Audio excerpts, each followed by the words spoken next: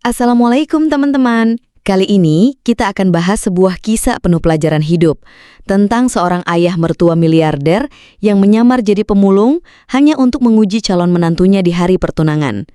Siapa sangka penyamaran itu justru membuka tabiat asli sang calon menantu, hingga pertunangan yang seharusnya bahagia berubah jadi bencana. Yuk kita simak ceritanya sampai habis. Jangan lupa subscribe dulu biar kalian gak ketinggalan cerita menarik selanjutnya.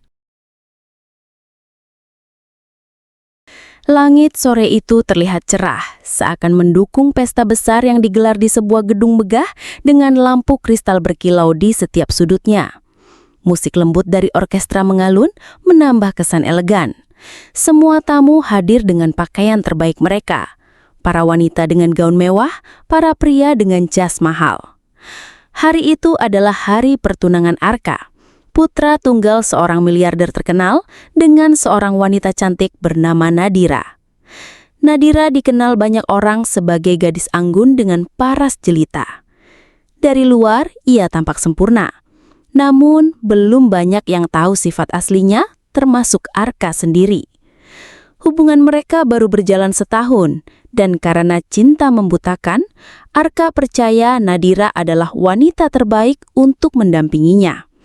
Di balik kemeriahan pesta itu, seorang lelaki tua dengan pakaian kumal, rambut berantakan dan tubuh berbau keringat masuk pelan-pelan ke area gedung.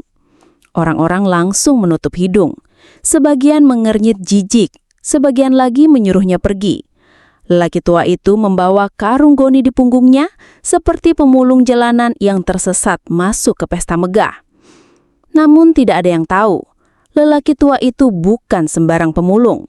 Ia adalah Surya, ayah kandung Arka, seorang pengusaha besar dan miliarder yang hartanya tak terhitung.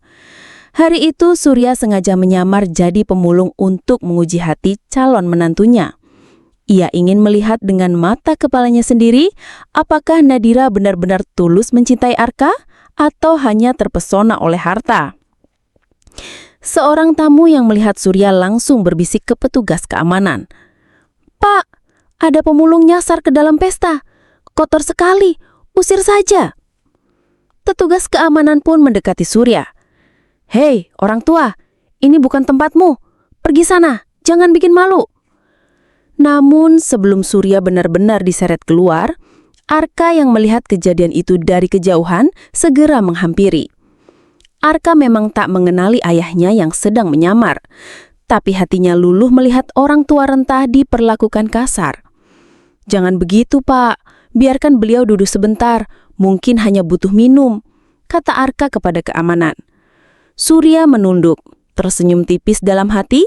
Ia merasa bangga, anaknya masih punya hati. Tapi ujian sebenarnya bukan pada Arka, melainkan pada Nadira. Arka membawa Surya ke salah satu kursi kosong. "Pak, silakan duduk, nanti saya ambilkan minuman."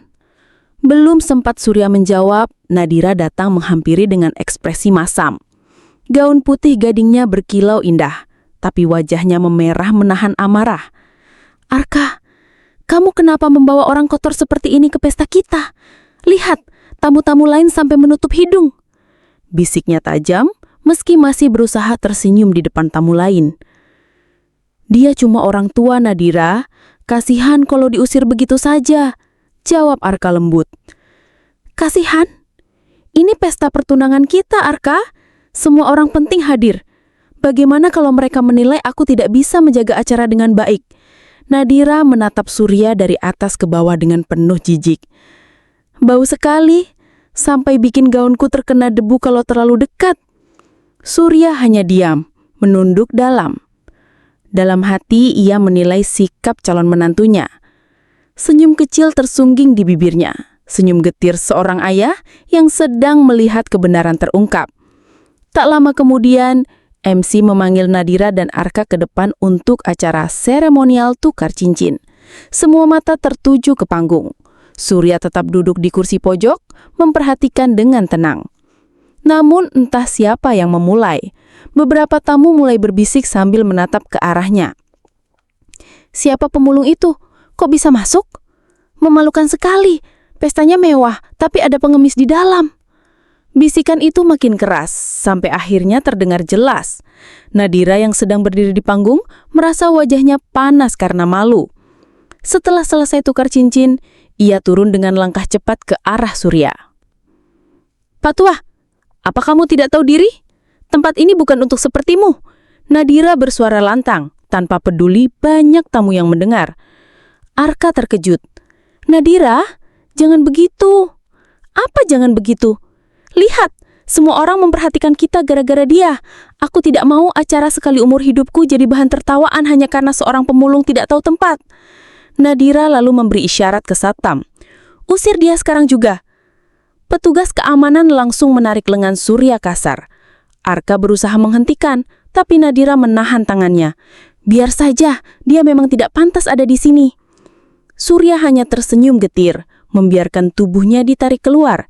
Namun sebelum melewati pintu, ia menoleh sekilas ke arah Nadira. Tatapan matanya tajam, penuh makna. Nadira bergidik, seolah ada sesuatu yang salah. Namun ia mengabaikannya, kembali tersenyum manis di depan tamu untuk menjaga citra. Setelah pesta usai, Arka menemui Nadira di ruang rias. "Apa kamu tidak keterlaluan, Nadira? Dia hanya orang tua yang butuh tempat duduk. Harusnya kamu lebih sabar." "Keterlaluan? Justru kamu yang tidak mengerti. Aku ingin kita terlihat sempurna di depan semua orang. Kalau kamu tidak bisa memahami itu, mungkin kita memang berbeda." Arka terdiam. Untuk pertama kalinya, ia merasakan jarak di antara mereka. Tapi cintanya membuatnya enggan berpikir panjang.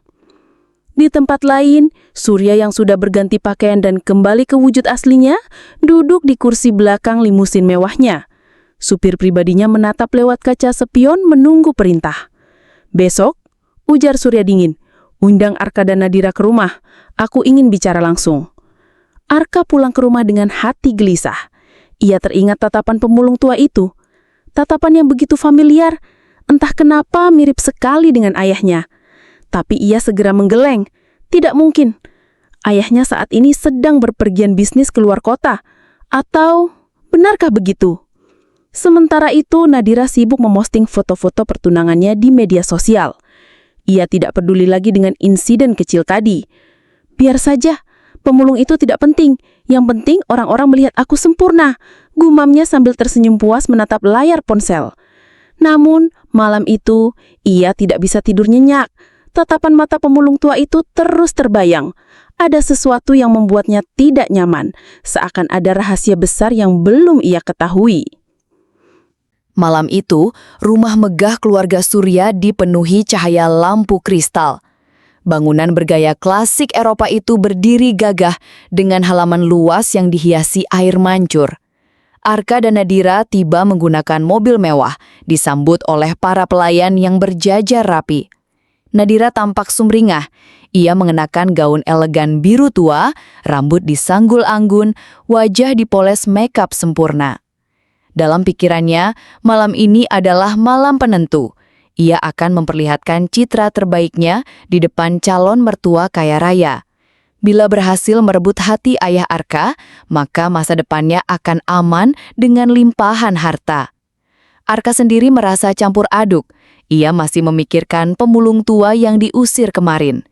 Ada firasat aneh dalam dirinya yang membuatnya tidak tenang. Pelayan mempersilahkan mereka masuk ke ruang makan besar. Di ujung meja panjang yang penuh hidangan mahal, duduk seorang pria paruh baya dengan wajah tegas, mengenakan jas hitam elegan. Nadira ternganga. Ia akhirnya melihat sosok Surya, miliarder besar yang selama ini hanya ia dengar dari cerita. Arka langsung menghampiri. "Ayah," serunya sambil menyalami Surya dengan hangat. Surya hanya tersenyum tipis, lalu menoleh ke arah Nadira. Tatapan matanya tajam, menusuk dalam. Nadira menunduk sedikit sambil tersenyum manis.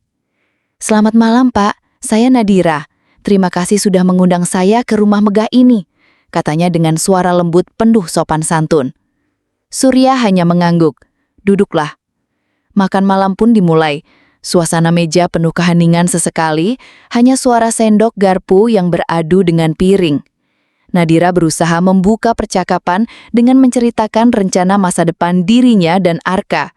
Ia menekankan bagaimana ia ingin tampil sempurna di mata publik, bagaimana ia bisa membawa nama keluarga Arka ke kalangan lebih tinggi. Namun Surya hanya mendengarkan tanpa banyak menanggapi. Tatapannya sesekali membuat Nadira gugup. Setelah makan malam usai, Surya meletakkan sendoknya pelan. Ruangan hening. Ia menatap Nadira dengan sorot mata tajam. "Nadira," katanya lirih tapi penuh wibawa. "Aku ingin bertanya, kemarin saat pesta pertunanganmu, ada seorang pemulung yang masuk ke dalam pesta. Apa yang kamu lakukan padanya?" Pertanyaan itu membuat Nadira terdiam. Ia teringat jelas insiden memalukan itu. Tapi ia tidak bisa berkata jujur. "Oh, itu Pak. Saya hanya menjaga agar pesta tetap berjalan lancar. Orang itu membuat tamu-tamu tidak nyaman, jadi saya meminta satpam untuk menanganinya. Itu demi menjaga kehormatan keluarga juga, Pak." Arka menatap Nadira, ragu dengan jawabannya. Surya mencondongkan tubuhnya. Senyum tipis muncul di wajahnya. Senyum yang dingin dan penuh rahasia. "Orang tua yang kau usir dengan kasar itu..." Surya berhenti sejenak, lalu menatap tajam ke mata Nadira. "Adalah aku." Suasana mendadak membeku. Arka menoleh kaget, hampir tak percaya dengan telinganya. Nadira membeku di kursinya, wajahnya pucat pasi. Apa? Anda?" Suaranya bergetar. Surya berdiri perlahan. "Ya, aku menyamar jadi pemulung. Aku ingin melihat bagaimana sifat aslimu. Dan ternyata, aku melihat semua dengan jelas." Nadira langsung panik. "Pak, saya tidak bermaksud begitu. Saya khilaf. Saya pikir beliau benar-benar pemulung yang mengganggu pesta. Saya tidak tahu kalau itu Anda." "Tidak perlu alasan, Nadira." Surya menatapnya tajam. "Kalau kau bisa memperlakukan orang tua asing dengan hinaan dan sikap kasar, bagaimana nanti kau memperlakukan aku bila aku benar-benar renta dan tak berdaya? Bagaimana kau memperlakukan orang kecil di sekitarmu? Sikapmu mencerminkan siapa dirimu sebenarnya." Air mata Nadira menetes. Ia mencoba meraih tangan Arka. "Arka, percayalah, aku hanya ingin menjaga nama baik kita. Aku tidak bermaksud jahat." Namun Arka masih terkejut. Tatapannya pada Nadira dipenuhi keraguan. "Nadira," katanya lirih, "kenapa kamu begitu tega kemarin? Aku sudah bilang, dia hanya orang tua yang butuh duduk. Tapi kamu..." Aku hanya takut pesta kita hancur, Arka." Nadira berkesiras. "Aku melakukannya untuk kita." Surya menggeleng pelan. "Tidak, kau melakukannya untuk dirimu sendiri. Kau takut tampak buruk di mata orang. Kau lebih memilih citra di mata tamu daripada menunjukkan rasa kemanusiaan. Itu bukan sifat menantu yang aku harapkan." Nadira semakin panik. Ia berlutut di lantai, memohon. "Pak, tolong beri saya kesempatan. Saya akan berubah. Saya berjanji, jangan pisahkan saya dengan Arka." Arka berdiri, wajahnya penuh kebimbangan. Ia masih mencintai Nadira, tapi apa yang ia lihat kemarin dan malam ini tidak bisa ia abaikan. Surya menepuk bahu Arka. "Anakku, keputusan ada di tanganmu. Tapi ingat, rumah tangga bukan hanya soal cinta. Kau akan hidup seumur hidup dengan sifat dan karakter pasanganmu. Kau ingin hidup dengan wanita yang lebih mementingkan citra daripada hati nurani?" Arka terdiam lama. Nadira terus menangis, mencoba meyakinkan. Akhirnya dengan suara bergetar, Arka berkata, "Maaf Nadira, aku tidak bisa melanjutkan ini. Aku mencintaimu, tapi sikapmu kemarin membuka mataku. Cinta saja tidak cukup."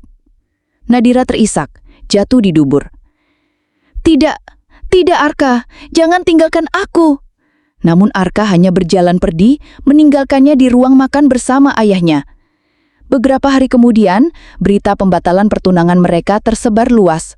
Nadira menjadi bahan pembicaraan banyak orang, sementara Arka kembali sibuk dengan pekerjaannya. Surya di sisi lain merasa lega. Ia berhasil menyelamatkan putranya dari pernikahan yang salah.